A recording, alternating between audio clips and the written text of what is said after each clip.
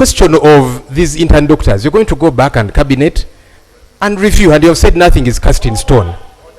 That is what the vice president has said. It's better than what the prime minister said, mocking and saying we increase the numbers and so on. And there is no harm in learning from your senior, the vice president. Is that a bad thing? You don't want to learn? Order. Go for it. I have been here in this house for quite some time. And you know how much respect I give people.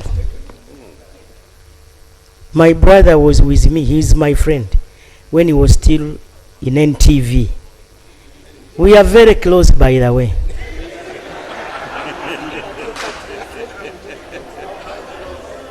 And in my submission, I was very clear. I even told you that I consulted the vice president. The vice president is more close to me than you. And so, is he in order to insinuate that I don't consult the vice president? Is he in order?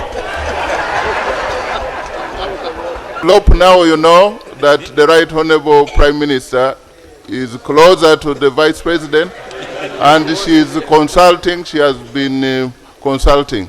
But also you need to know that the two offices are different. You should not expect the Prime Minister to speak like the Vice President. Yes. I am glad she says she always consults the vice president. I was only encouraging her to continue to do it a lot more regularly. But you see, government, now that you are reminding us that you did pass that policy to promote sciences, and we were here, and for us who were saying it is a good thing you're paying science teachers better. We said also pay the arts teachers better. But away from that, now that you promote sciences and young people are graduating as interns and so on, medical interns, don't make it ironical by failing to facilitate them and then discouraging the younger ones who will say, maybe it's not attractive to study sciences. As we proceed down that road, take stock, deal with all the challenges there are in phase number 1, because you have not dealt with them. Now you want us to quickly rush and appropriate money. And now we are appropriating a lot more money, 735 billion shillings. It's the single largest in the docket of water and environment. Why do you not want us to do it right? I'm at odds, Mr. Speaker. All of us here are in consensus. We must be able to fund irrigation. We have raised that severally in our alternative ministerial policy statements here on this floor. We have. So we are in consensus on that. And why do we not get to be in consensus as well? At individual level, do you irrigate? As I mean, farm practices. You're asking whether I irrigate? At home. That's immaterial, Right Honorable Speaker. There is many things I don't do, but we pass them here. I'm not in the oil and gas industry, we pass I laws just wanted to know whether in Nakawa you have some vegetables where you practice. In Nakawa we may not have them, but Mr. Speaker, I am a member of parliament at national level. That is why you did not ask those of us in cities where there is no irrigation to move out, because you will not have quorum if it is only the farming areas that do so. But seriously, Mr. Speaker, the point that we need to take care of, government needs to be accountable for phase number 1. It has not been accountable. And that's why we thought that would be captured at committee level. Here we are struggling to tease out those issues, to hold government accountable for that money to be properly accounted for. What we are saying here is like a committee. And I want the government side to take it serious, the issues being raised by the opposite side. This is what would have happened in a real committee of national economy. You get members to freely. So for some of you who are doing this for the first time, there's nothing wrong. We only had, you need to take this in good faith. And I believe you are concluding.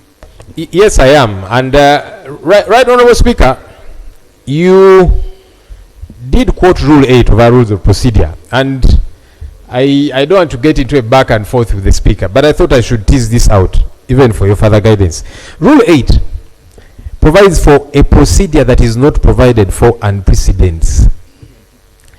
Mr. Speaker, with due respect, this particular one is provided for.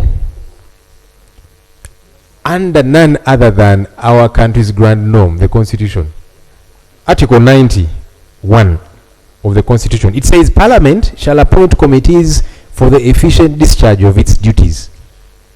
So it is provided for. It is my considered view that this is not one of those that falls under Rule 8. Because it is provided for, we are meant to formulate those committees.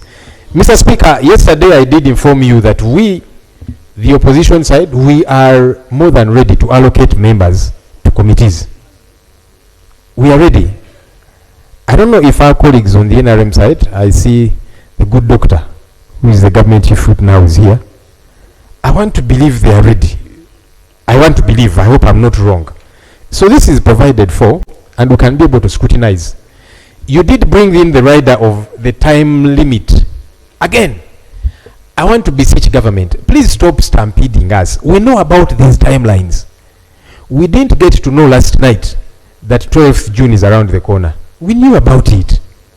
Why did we not come much earlier? Minister of Finance. I would forgive if we had a new docket holder in the Ministry of Finance. But Honorable Musasizi has effectively, in the 11th Parliament, been the Minister of Finance. He was the one who was always here, borrowing. He would come every day, borrow, borrow, borrow.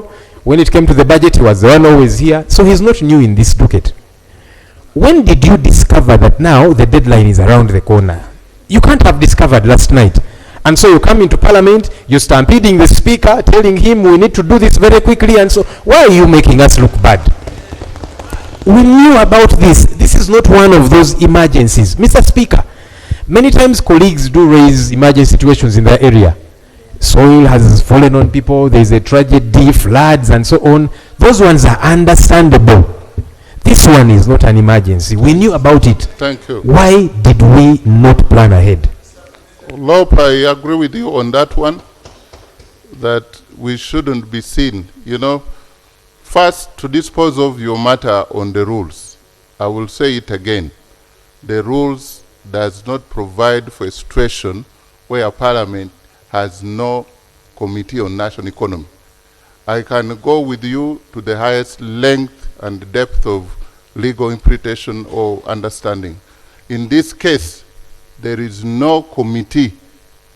The committee is provided for in the rules, but we've not constituted them.